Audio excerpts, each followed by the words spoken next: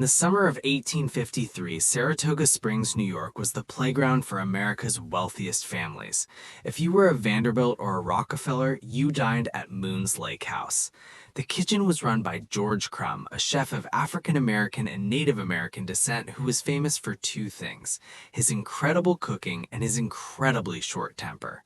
One busy evening, a wealthy patron, rumored to be the shipping tycoon Cornelius Vanderbilt, ordered the house specialty, French fried potatoes.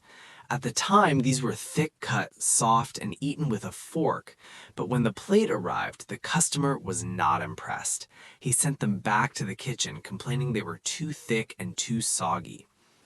Crum, annoyed but professional, sliced a new batch thinner and fried them again. The waiter brought them out. Again, the plate came back. The customer was still unhappy. He wanted them thinner. That was the breaking point. George Crum didn't just want to satisfy the customer. He wanted to teach him a lesson.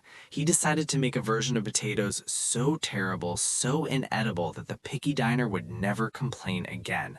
Crum took his sharpest knife and sliced the potatoes paper thin, almost transparent. He threw them into the boiling oil and fried them until they were hard, brittle shards that would shatter if you tried to use a fork. To top off his culinary prank, he buried them under a mountain of salt. He sent the waiter back out, likely smirking as he waited for the inevitable explosion of anger. But the explosion never came. Instead, the kitchen heard a crunch, and then another.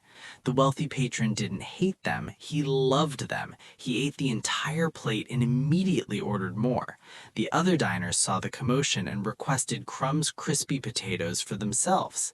The prank had backfired in the most delicious way possible. The dish was originally dubbed Saratoga Chips. They became an instant regional sensation.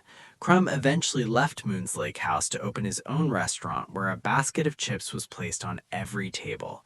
For decades, they remained a restaurant delicacy, until the 1920s when entrepreneurs like Herman Lay figured out how to mass produce and bag them. Today, Americans consume over 1.8 billion pounds of potato chips every year. It is the king of snack foods, an entire aisle in every grocery store in the country. And it all exists because one frustrated chef in upstate New York tried to ruin a rich man's dinner and accidentally created a masterpiece.